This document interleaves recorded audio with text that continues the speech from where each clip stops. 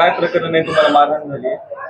मारहाण करण्याचं प्रकरण काल आमच्या घरी पाहुण्याचं लग्न असल्यामुळं आम्ही गावाला लग्नाला गेलतो आणि ग्रामपंचायतचे नारळ लावण्याचं काम चालू होतं.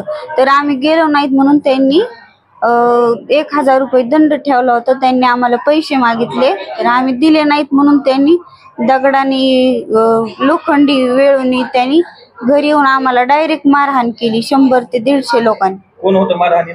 वैजनाथ तांदळे, विशाल तांदळे, नवनाथ तांदळे, बाबासाहेब तांदळे, गाव आहे वंजरवाडी. तुमच्या हाताला कोणी मारले? माझ्या हाताला वैजनाथ तांदळे, विशाल तांदळे. काय मारलं? लोखंडी रोड.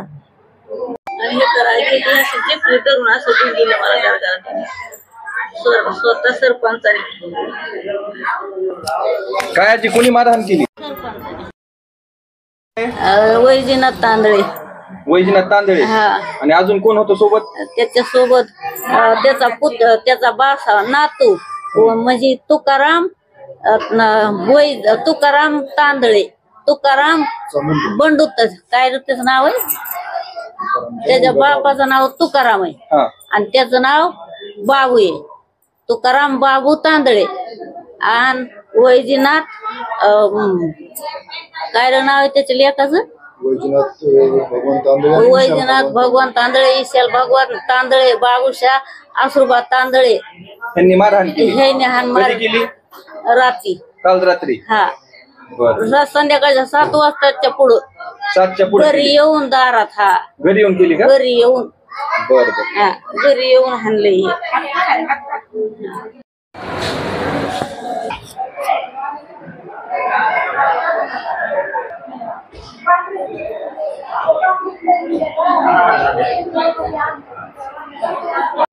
नेमकं काय प्रकरण होतं, तुम्हाला मारहाण झाली काल रात्री?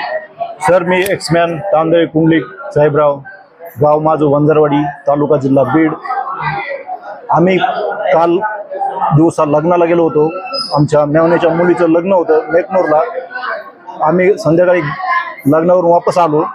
त्यावेळेस आम्हाला कळालं की गावामध्ये अशी काहीतरी झाडं लावायची होती आणि आम्हाला त्याची काही कल्पना नव्हती. मग आम्ही आल्याच्या नंतर गावातले 150 लोक आमच्याकडे आले आणि काय म्हणले की तुम्ही नारळ झाडं लावायला नव्हते, त्यामुळे तुम्हाला 1000 रुपये दंड आहे आणि तो दंड तुम्हाला द्यावा लागेल. मी म्हणलं सर्व दंड कशाचा, कशामुळे द्यायचा, काय नेमकं आम्हाला कळू द्या ना. नाही लगेच ते आम्हाला मला म्हणले नाही तुम्हाला जास्त झालंय, माजलात तुम्ही, तुम्हाला जास्त झालंय, तुम्हाला नीटच करावं लागेल. मग मी म्हणलं नाही आमचं चुकलं. नाही तरी बी आमचं नळाचं कनेक्शन होतं सर, नळाचं कनेक्शन कट केलं त्यांनी, समक्ष आमच्या कट केलं. आम्ही आडाय गेलो तर आमच्या सगळा मोप पडला. आमच्या बंधू आणि माझ्या बंधूला उचलून आपटलं खाली 2दा. ते खाली बेशुद्ध पडले. मी तसंच साईडला पळून गेलो आणि घरी गेलो तर मी घरात घुसलो तर मला आमच्या घरच्यांनी बंद केलं. तर घरच्याला सुद्धा काठीने मारहाण केली. येळाच्या काठ्या, लोखंडाची रॉड होते, त्याच्यामध्ये आमच्या घरच्यांचा हा एक राईट हँड फ्रॅक्चर झालेला आहे.